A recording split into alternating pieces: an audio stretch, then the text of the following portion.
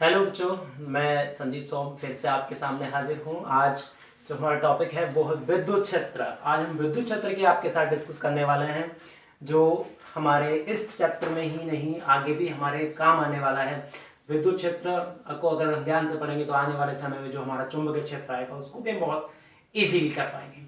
तो सबसे पहले हम विद्युत क्षेत्र की जब बात करते हैं तो विद्युत क्षेत्र में मैंने बताया था आपको, विद्युत क्षेत्र किसी भी आवेश के चारों ओर का वह क्षेत्र, किसी भी आवेश के चारों ओर का वह क्षेत्र जिसमें किसी अन्य आवेशित कण को लाने पर वह अपनी प्रकृति के अनुसार आकर्षण अथवा प्रतिकर्षण बल का अनुभव करता है, विद्युत क्षेत्र कहलाता है। एक बार फिर से सुने, किसी आवेश के, किसी परीक्षण आवेश, कोई भी आवेश के चारों ओर का वह क्षेत्र जिसमें किसी अन्य आवेश को लाने पर वो अपनी प्रकृति के अनुसार आकर्षण अथवा प्रतिकर्षण बल का अनुभव करता है, विद्युत क्षेत्र कहलाता है। अगर मैं एग्जांपल के तौर पर लेके चलूं तो यहाँ पर जैसे बचपन में आपने बहुत सारे एक्सपेरिमेंट अगर करते रहते हैं, कहीं से हमें मैग्नेट या चुंबक हमें मिल जाती है तो हम उसके बेस पर बहुत सारे एक्सपेरिमेंट कर लेते हैं।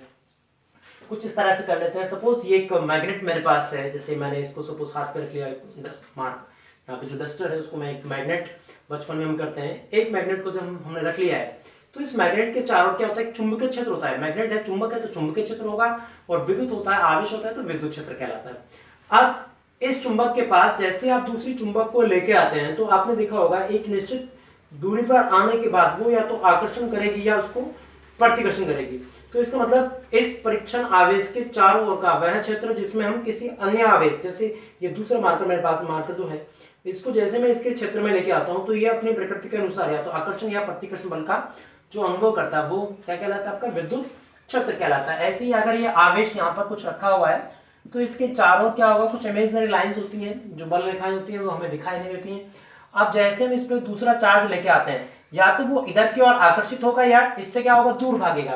तो जिस क्षेत्र में किसी अन्य आवेशित कण को लाने पर वह अपने प्रकृति के अनुसार आकर्षण अथवा प्रतिकर्षण बल का अनुभव करता है, क्या कहलाता है, आपका विद्युत क्षेत्र कहलाता है। अब इसी में एक टॉपिक है हमारा विद्युत क्षेत्र की तीव्रता। अब विद्युत क्षेत्र की तीव्रता भी बिल्कुल सेम टू सेम ऐसे ही हमारा एक टॉपिक है विद्युत क्षेत्र की तीव्रता। इसमें क्या है, ये हमने एक टॉपिक 11वीं क्लास में पढ़ा है जिसका हमने गुरुत्वीय क्षेत्र की तीव्रता या गुरुत्वीय क्षेत्र के रूप में हमने पढ़ा हुआ है। बिल्कुल सेम उसी से लिंक है ये आपका। अगर हम यहाँ पे बात करते हैं विद्युत क्षेत्र की तीव्रता की, तो हमने क्या बताया, विद्युत क्षेत्र में स्थित किसी परीक्षण आवेश पर लगने वाला बल, उस पर कितना बल लग रहा है और उस आवेश का जो परिमाण है, दोनों के अनुपात को विद्युत क्षेत्र की तीव्रता कहते हैं, और इसे कैपिटल ई से हम दर्शाते हैं। ये लिखा भी हमने, विद्युत क्षेत्र में स्थित किसी बिंदु पर रखे परीक्षण आवेश पर लगने वाला बल तथा परीक्षण आवेश के जो परिमाण का जो अनुपात है उसे हम विद्युत क्षेत्र की तीव्रता कहते हैं, और इसे हम ई से दर्शाते हैं। और ये क्या है, विद्युत क्षेत्र की तीव्रता एक सदिश राशि है, तो E बराबर कितना आपका यहाँ पे F हमारा क्या है, वो बल है, परीक्षण आवेश पर लगने वाला बल है F, तथा विद्युत क्षेत्र की तीव्रता जो आवेश है, परीक्षण आवेश का जो परिमाण है वो क्या है, सपोज हमारा Q0 है। तो इन दोनों का जो अनुपात है उसको विद्युत क्षेत्र की तीव्रता कहते हैं, और विद्युत क्षेत्र की तीव्रता को हम E से, वेक्टर E से दर्शाते हैं।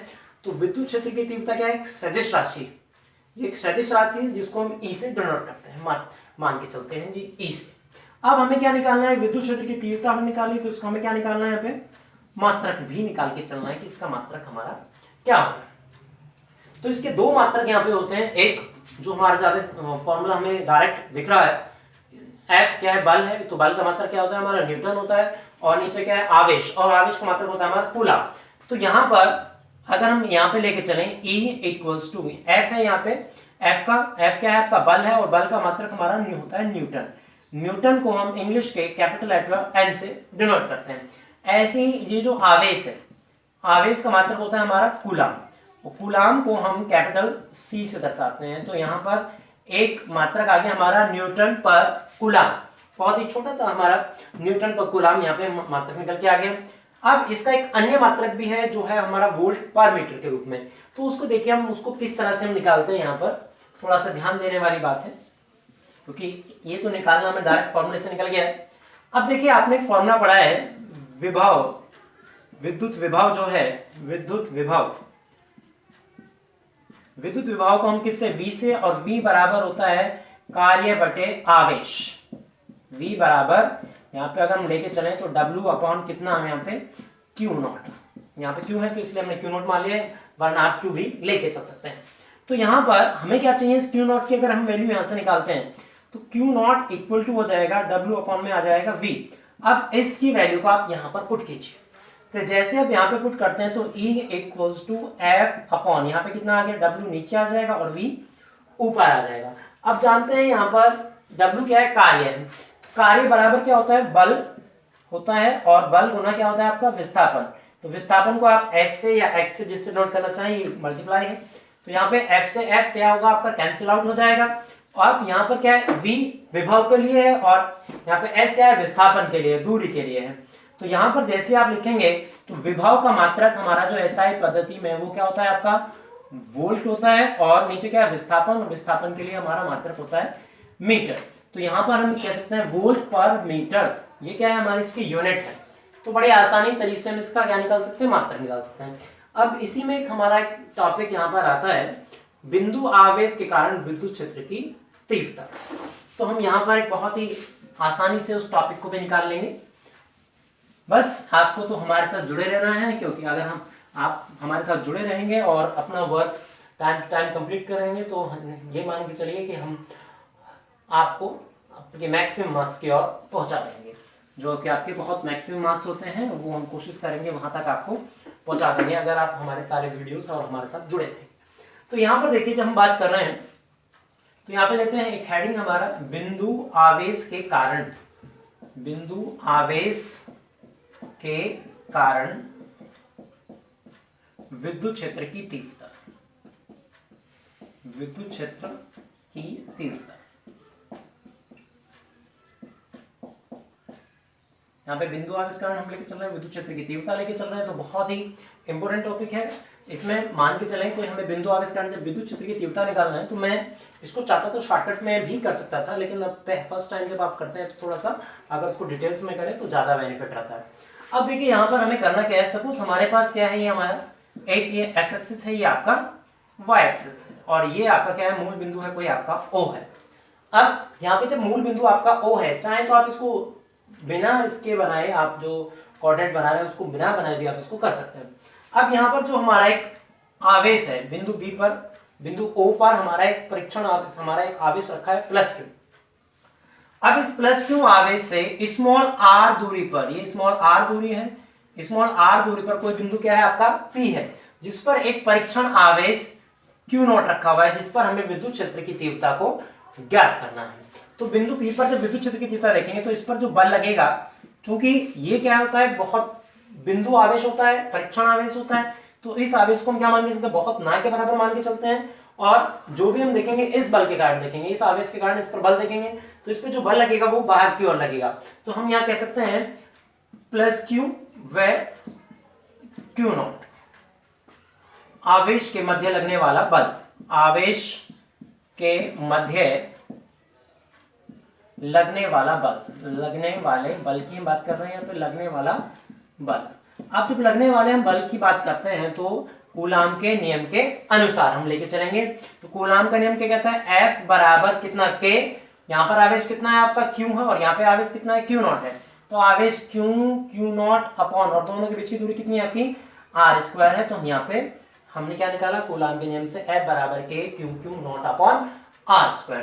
अब यहाँ पे लेके चलते हैं विद्युत क्षेत्र की तीव्रता, तो अब जस्ट हमने निकाली है विद्युत क्षेत्र की तीव्रता, या पूरा लिखना चाहे तो बिंदु +Q आवेश के कारण, ऐसे आप लिखना चाहे तो पूरा भी बड़ा लिख सकते हैं, +Q आवेश के कारण, आवेश के कारण बिंदु P पर, बिंदु P पर विद्युत क्षेत्र की तीव्रता। तो बहुत ही आसानी से आप इसको निकाल सकते हैं, और विद्युत क्षेत्र की तीव्रता के लिए E बराबर कितना होता है, F/Q0। अब ये हो गई क्वेश्चन नंबर 12 में 2। अब आपको क्या करना है, इस वैल्यू को उठा के, जो समीकरण नंबर 1 से F की वैल्यू को उठा के आप समीकरण नंबर 2 में रख देंगे। तो यहाँ पे क्या लिखना है, समीकरण 1 व 2 से, या ऐसे भी लिख सकते हैं, समीकरण 1 का मान समीकरण 2 में रखने पर, या F का मान समीकरण नंबर 2 में रखने पर।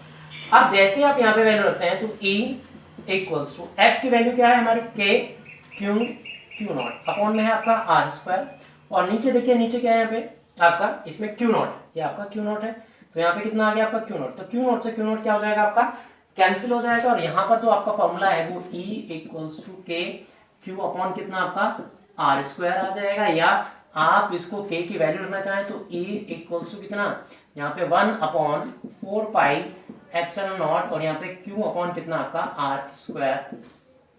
ये आपकी क्या है विद्युत क्षेत्र की तीव्रता, किसी बिंदु आवेश के कारण विद्युत क्षेत्र की तीव्रता।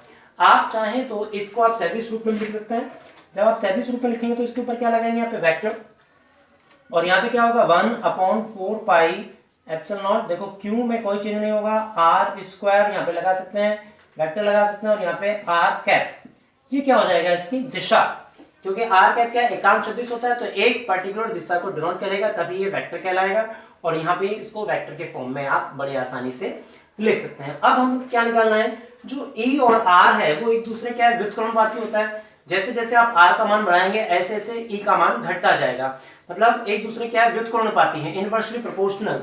अगर यहाँ पे R का मान बढ़ाते हैं तो E का मान क्या होगा घट जाएगा, अगर आप R का मान कम करते हैं तो E का मान बढ़ जाएगा। तो यहाँ पर हम क्या करते हैं, दोनों के बीच में क्या खींच लेते हैं, E व R के मध्य ग्राफ। तो ग्राफ क्या है, दोनों एक दूसरे के इनवर्सली प्रोपोर्शनल है, तो आप ग्राफ भी बड़े आसानी से आप निकाल सकते हैं। तो ग्राफ जब निकालेंगे तो यहाँ पर आपका मान लेते हैं ये क्या है R एक्स एक्सिस पे, एक्स एक्सिस, और ये आपकी वाई एक्सिस है, तो इस पर हम विद्युत क्षेत्र की तीव्रता E को दर्शा रहे हैं।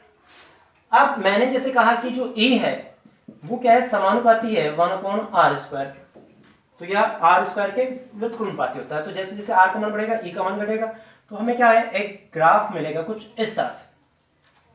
अब इसका मतलब क्या है, जैसे आप अगर R को बढ़ाना चाहेंगे, अगर आप एक हैंकी या रुमाल के रूप में आप इसको पकड़ लें या एक धागे के रूप में ले लें, तो अगर आप इसको ऐसे पकड़ लें, अगर सपोज करो आपको R का मान बढ़ाना है तो जैसे आप R बढ़ाएंगे तो ये नीचे की ओर आ जाएगा, और अगर आप E का मान बढ़ाना है तो आप ऐसे इसको खींचेंगे तो ये पीछे की ओर आता चला जाएगा। तो यहाँ पे क्या है एक दूसरे के इनवर्सली प्रोपोर्शनल है, व्युत्क्रमानुपाती होते हैं, तो बड़े आसानी से आप इसको फॉर्मूले के यहाँ पे ग्राफ बना सकते हैं, क्योंकि E समानुपाती क्या होता है, यहाँ पे E समानुपाती 1/r²। कभी कभी आप क्या करते हैं यहाँ पे 1/r² लिख देते हैं और यहाँ पर E लिख देते हैं, तब दोनों के बीच में आप ग्राफ देखना चाहते हैं। अब अगर मैं 1/r² लिखता हूँ तो इसका मतलब डायरेक्टली प्रोपोर्शनल हो गया है उस कंडीशन में, मतलब 1/r² का मान जितना बढ़ेगा उतना ही E का मान बढ़ेगा, या जितना 1/r² का मान घटता है उतना ही E का मान घटेगा।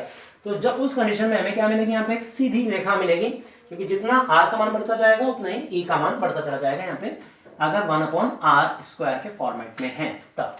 तो ये आज हम इसमें इतना ही करेंगे, अगले जो हमारी वीडियोस है उसमें आपको थोड़ा ध्यान रखना है, क्योंकि अब यहाँ से मेन हमारा पोर्शन स्टार्ट हो चुका है। अब इसमें हम बहुल आवेश के कारण विद्युत क्षेत्र की तीव्रता को निकालेंगे, फिर उसके बाद हम बात करेंगे यहाँ पर आपकी विद्युत बल रेखाओं की, और विद्युत बल रेखाओं के बाद हम विद्युत द्विध्रुव आघूर्ण और उसकी अक्षीय निरक्षीय स्थिति की डिस्कस करेंगे। उसके बाद हम गाउस के नियम पे जाएंगे। यहाँ पर जो गाउस का नियम है जो हर बार एग्जाम में यहाँ से मोस्टली क्वेश्चन आता ही आता है, बड़े नंबर में जो 4 से 5 नंबर में आपके एक बड़ा क्वेश्चन आता है, तो आप उसको देखना भूलें और हमारे वीडियो से जुड़े रहें। तो आज के लिए हमारे वीडियो में इतना ही, धन्यवाद, थैंक यू।